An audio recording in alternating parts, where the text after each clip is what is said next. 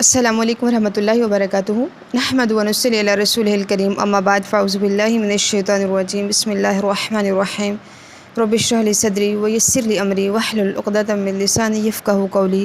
اللہم اہد قلبی وسدد لسانی واسلل سخیمۃ قلبی، الہی آمین۔ اپنے دین پر ڈٹ جاؤ، قائم ہو جاؤ، استقامت اختیار کرو۔ دین اب اللہ نے دے دیا ہے، سمجھا بھی دیا ہے، ڈٹ جاؤ۔ حواس زمانہ آپ کے دین میں کوئی لغزش پیدا نہ کرے۔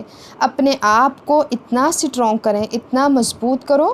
یہ نہیں ہو سکتا کہ میں نماز پر سمجھوتا کر لوں، توحید پہ کمپرومائز نہیں، میں سچ بولوں گی، سچ پہ کمپرومائز نہیں۔ جیسا کہ اللہ رب العزت قرآن مجید میں بھی فرماتے ہیں، ان الذین قالوا ربنا اللہ ثم استقاموا تتنزل علیہم الملائکہ الا تخافوا ولا تحزنوا وابشروا بالجنۃ التی کنتم توعدون۔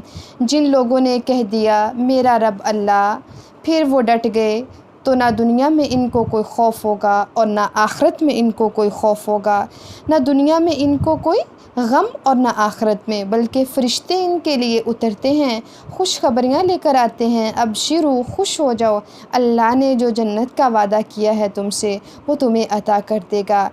اور آج کل کے ماحول کے مطابق صحیح الجامع کی روایت میں جیسا کہ آتا ہے کہ اللہ کے رسول صلی اللہ علیہ وسلم نے فرمایا، لوگوں ایک وقت آنے والا ہے جہاں صبر کرنا پڑے گا، فتنے اتنے آئیں گے جس طرح کہ رات کی تاریکی بڑھتی بڑھتی اور بڑھ جاتی ہے، اسی طرح فتنے آئیں گے۔ ایک فتنہ آئے گا اور دوسرا جو پچھلا فتنہ تم بھول جاؤ گے، نیا فتنہ کھڑا ہو جائے گا۔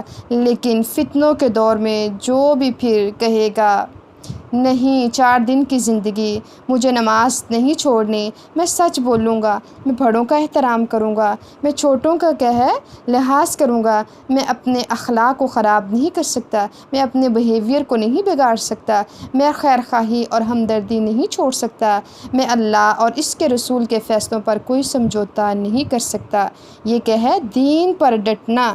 میں ظلم نہیں کروں گا، میں جھوٹ نہیں بولوں گا، اسلامی زندگی پہ خود کو قائم رکھوں گا، یعنی اس کے اوپر میں کیا ہے ڈٹ جاؤں گا۔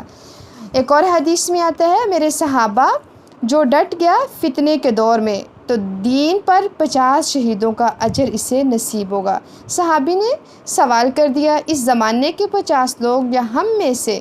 صحیح الجامع کی روایت ہے کہ میرے صحابہ اگر تم میں سے 50 لوگ شہید ہوں گے تو ان کا اجر اس اکیلے کو ملے گا۔ سبحان اللہ۔ السلام علیکم ورحمۃ اللہ وبرکاتہ۔